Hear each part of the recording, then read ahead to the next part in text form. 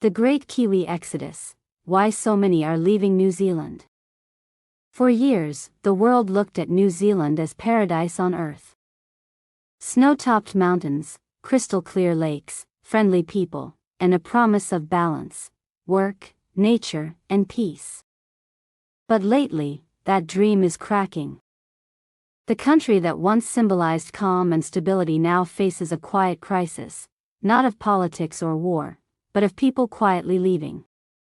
Every month, thousands of Kiwis pack their bags, board a plane, and begin new lives abroad.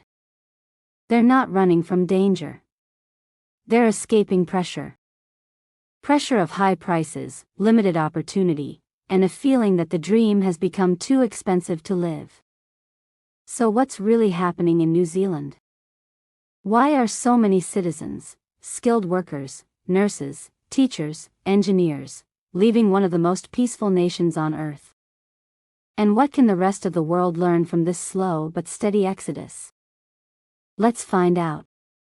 In 2025, New Zealand recorded one of its highest outbound migration numbers in modern history. According to official data, more than 125,000 people left the country in just 1 year. That's a record-breaking figure for a nation of only 5 million. Even more striking, nearly half of those departures were New Zealand citizens themselves. Not temporary travelers, but people who had called this land home their whole lives. So why now?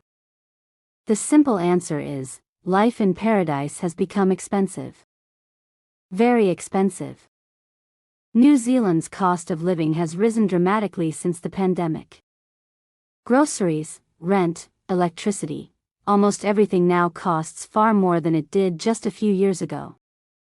Inflation peaked above 7%, one of the highest in decades. But unlike larger economies, New Zealand doesn't have the same industrial scale or wage flexibility to absorb those shocks. The average wage has grown, yes, but not nearly fast enough. The median income still sits around 80,000 New Zealand dollars per year, yet a modest home in Auckland or Wellington can easily cost over 1 million. That ratio, house prices being 10 to 12 times annual income, makes home ownership almost impossible for young families. And when owning a home feels out of reach, the next generation begins to look elsewhere. Many of them look across the Tasman Sea, to Australia. There, wages are higher, taxes often lighter, and daily costs, from groceries to gas, can be lower. A nurse in Sydney can earn 10 to 20% more than in Auckland. A construction worker or IT engineer might double their pay simply by moving 3 hours west. It's no wonder the Australian government reported record arrivals of New Zealanders in 2024 and 2025. But it's not just about money. It's also about mobility and mindset. For decades, New Zealanders have held the right to live and work freely in Australia. That's made the choice simple: if life gets too hard at home, just hop across the Tasman. No visas, no barriers, just opportunity. This pattern isn't new, but the scale is. During the 1990s and early 2000s, waves of Kiwis moved abroad. But those periods usually reversed when New Zealand's economy recovered. This time, the recovery hasn't felt real. Even with low unemployment, many workers say they're struggling more than ever, squeezed by rising mortgage rates, grocery bills, and stagnant wages. And this raises a deeper question. What happens to a country when its most ambitious citizens leave? When doctors, teachers, and tradespeople emigrate, the short-term effect is obvious: labor shortages. Hospitals start hiring overseas nurses. Schools run without enough qualified staff. Builders and electricians become harder to find, and prices climb further. It's a cycle that feeds itself. As essential workers leave, services decline, costs rise, and more people feel tempted to go. The government has tried to respond, offering bonuses for teachers, immigration incentives for skilled workers, and grants for first home buyers. But policy alone can't fix a feeling, the feeling that opportunity is shrinking. And this is the heart of the problem. New Zealand's story has always been one of balance, a society that valued fairness and simplicity over greed. But global economics don't always reward fairness. When large nations chase growth through scale, small economies like New Zealand struggle to compete. Imports cost more, exports depend on a few key industries, and housing supply remains tight because land use is restricted and building costs are high. The result is a paradox. A wealthy country, but one where ordinary people feel poor. A safe nation, but one where young talent feels trapped. A beautiful land, but one quietly losing its people. To understand this better, let's look at the psychology behind migration. People don't leave home just because life is hard. They leave when life feels unfair, when effort no longer equals reward. In many interviews, departing Kiwis say the same thing. We love New Zealand. But we can't build a future here. That statement holds more weight than any statistic. Because it shows that the decision to leave is not rebellion, it's resignation. When a nation's younger generation loses faith in progress, the challenge isn't just economic, it's emotional. It signals a deeper trust gap between people and system. So what can be done? Some economists argue that migration isn't necessarily bad, it relieves pressure and creates remittance flows. But for a small country, brain drain hurts. Every skilled worker who leaves takes years of education, training, and potential growth with them.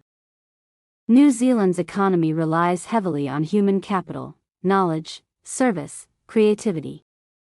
Losing that capital means losing part of its future productivity. Others suggest that New Zealand can rebuild through smarter immigration, attracting skilled migrants from Asia, the Pacific, and Europe to fill the gaps. That strategy has partly worked. The net migration rate remains slightly positive because more people still arrive than leave. But that masks the emotional reality. The soul of the country is changing. You can replace labor, but not belonging. To rebuild confidence, New Zealand will need more than incentives, it needs vision. A vision that says staying is worth it. A housing policy that makes homes affordable. A tax system that rewards work and innovation. A culture that sees success not as leaving, but as contributing. Because if the Kiwi dream is to survive, it must evolve. The future cannot rely on nostalgia for the past. For the rest of the world, this story carries a powerful lesson. The Great Kiwi Exodus isn't just about New Zealand. It's a mirror reflecting what happens when quality of life erodes faster than opportunity grows. It's a warning for any nation, big or small, that when people stop believing effort leads to progress, they quietly vote with their feet. And for individuals, it's a reminder. Sometimes leaving isn't failure, it's adaptation. But every migration also asks a question: what are we building, and what are we leaving behind? New Zealand's people are known for resilience. From rebuilding after earthquakes to leading in global innovation, they've always turned challenge into strength. Perhaps this moment will be another turning point, one where the pain of departure sparks reform, where the loss of talent inspires change. Because paradise doesn't disappear overnight. It fades slowly, unless someone decides to restore it.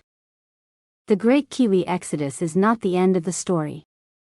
It's a wake-up call, for leaders, for citizens, and for dreamers everywhere. A reminder that no nation, however beautiful, can take its people for granted.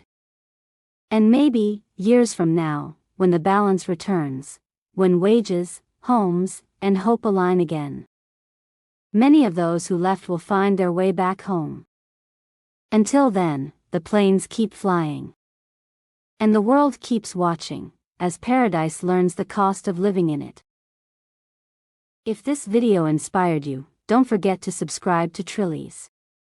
Like, share, and leave your thoughts in the comments below. Together, we're building a world of vision, discipline, and success. This is Trillies, educating the world in financial and life success.